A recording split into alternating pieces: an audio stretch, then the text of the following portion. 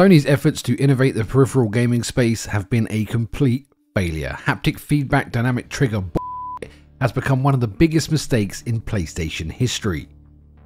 Okay, well, it wasn't as bad as that one awfully racist PlayStation Portable ad, or that one time they tried to trademark Let's Play, but it's still a pretty big up. Let me explain. Sony's PlayStation 5 console launched in 2020 and has since gone on to sell over 50 million units. That equates to 50 million or so utterly garbage DualSense controllers that are costing players hundreds of dollars in repairs and replacements. In February of 2021, merely months after the global launch of the PlayStation 5, popular YouTube tech channel iCanFixit shared some shocking discoveries regarding Sony's flagship controller, including the fact it uses the same stick technology as the original PlayStation 4 controller from 2013. After vigorous testing, the iFixit team claimed that the DualSense controller has an average life expectancy of just 400 hours. A limited study of 1,000 gamers by CenturyLink in 2023 highlights just how big of an issue this is. The study showed that 25% of those who participated game on average 5 hours a week, a further 25% play for an average of 10 hours a week, and another 25% play for more than 13 hours a week. Man, you Americans are f***ing casuals. Why is this so shocking? Well, if we break it down, the 25% of those that game 5 hours a week works out about 260 hours per year, giving them an expectancy of about 80 weeks of optimal gaming time. The 25% that played for 8 to 12 hours, 10 on average, will hit about 520 hours in a year and look to suffer DualSense issues within 40 weeks. That's just a little over 9 months. Finally, those poor 13-hour-a-week gamers will be netting an average of 676 hours per year, bringing the $60 piece of plastic shit to its knees within 30 weeks of use. That's just under 7 months. In total, that's 50% of all players would be required to replace their controllers within 12 months.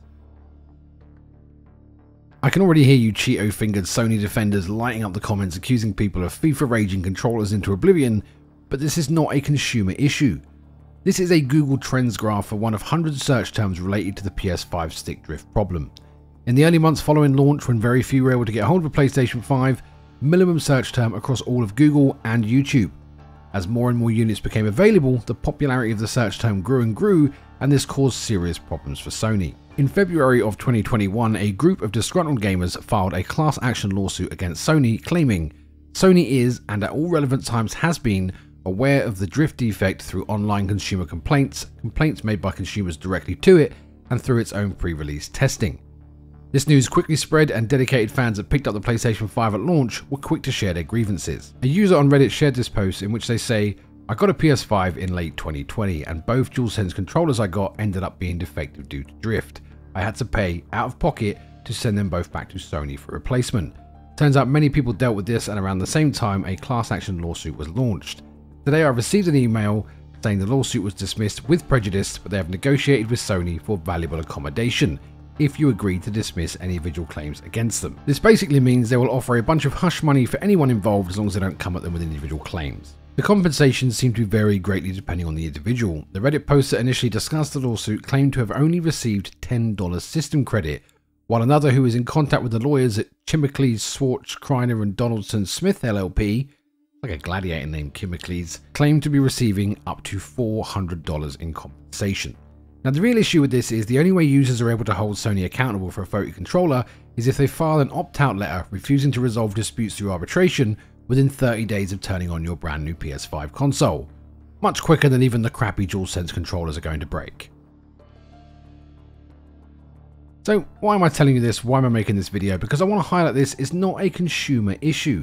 Every time I speak about this, and I see a lot of people talk about this on Twitter and Reddit and other platforms, you get droves and droves of mindless corporate defenders attacking consumers for what is, quite bloody obviously, a manufacturing defect. There is no way this many people and this kind of interest increases over time just because of people getting angry at FIFA and Call of Duty. Now, if you like the Sony products, power to you, but we should be defending other consumers when we're met with such shoddy practices, not attacking each other for it. Now, I will say the more recent versions of the controllers that have been released are definitely sturdier.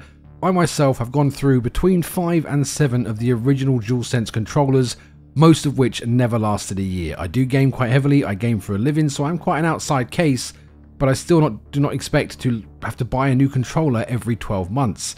The blue one I got did last a bit longer. It lasted about 18 months, but I've just started getting stick drift on that not too long ago. So really, I just wanted to put this video out there to any of you guys that have suffered with this. $60 is a lot of money for anybody, right? That's the price of a full-fledged game nowadays.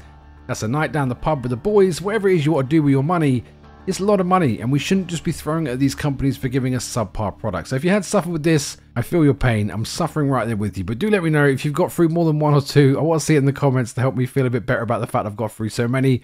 And I'll see you guys in the next one.